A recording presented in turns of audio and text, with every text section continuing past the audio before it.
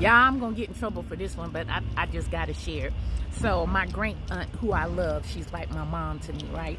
And I love her very much. Well, unfortunately, her husband died, and she had called me. She said, "Hey, baby, your uncle died, and I need you to come down here and help me for the funeral." Now, this is in California, because that's where I'm from, California.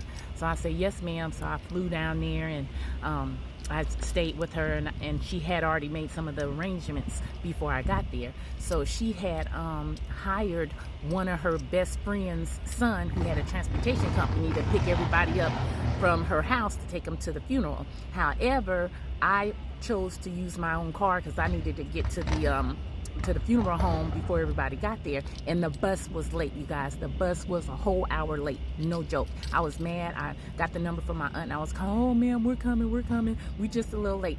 When we look outside, an hour later, this big old bus pulls up, y'all. A party bus, not a town car, not a limousine, a party bus, a big old party bus. So anyway, I was mad. I didn't bother to get on because I had to leave and go to the funeral home, because this bus is already an hour late, and you already have people at the church waiting on the family member to get there. So I go to the church, blah blah blah.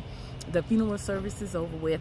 Everybody is down at the kitchen eating at the funeral home, and I have a twin sister, if you guys don't know. So my twin sister said, "Sharice," I said, "What?" She said, "Girl, there's a strip pole on the bus." I said, "A strip pole?" She said, "Yeah." So anyway, at that time, I didn't really have time to deal with it, because my aunt was already upset about the bus and about being at the funeral home an hour late, and the funeral being all late. So I had to focus on her. So anyway, apparently my aunt had this bus for 12 hours, and she didn't know that she had paid for that. But anyway, so we get back to my aunt's house, and all the family members and everybody returns to her family house, and I had to see this bus. My sister said, "Come on." My twin sister said, "Come on." So I go on the bus. When I tell y'all that was a bad bus, it had a bar, it had a lounge area, it had a little cigar area, champagne area, and a pole. So anyway, my sister is crazy, just like me, y'all. We crazy. So she get on the pole and she start working it. She got some skills. So I get on the pole, I start working it. So then some cousins come. So now all the cousins, we just having a good old time on the pole. Now my mama want to come. Okay, y'all. So my mama, she saved, right? And I'm talking about save. She don't do nothing wrong, okay? So now I was like, "Come on, mama, get over here, do this." No, that ain't right. That ain't right. You know, we gotta respect my uncle. I start saying that we gotta respect uncle. And I was like, "Come on, mama, come on, just get on the pole." So my mama just put a hand on the pole, right? After that, she started working. Oh, she working that pole. That's where I got this rubber chicken from. She ain't gonna tell nobody, but she probably had little skills in her day too. But anyway, she worked pole. Now, all my great aunts come out. Now, y'all heard me. I say great aunts. I'm talking about 60, 70, 80-year-old women. They come on the bus. What y'all doing? What y'all doing? So we respecting our elders. And then so one of the aunts get over there. She put her hand on the pole. We like, "Come on, auntie, come on." Nah, baby. Y'all aunties start working the pole.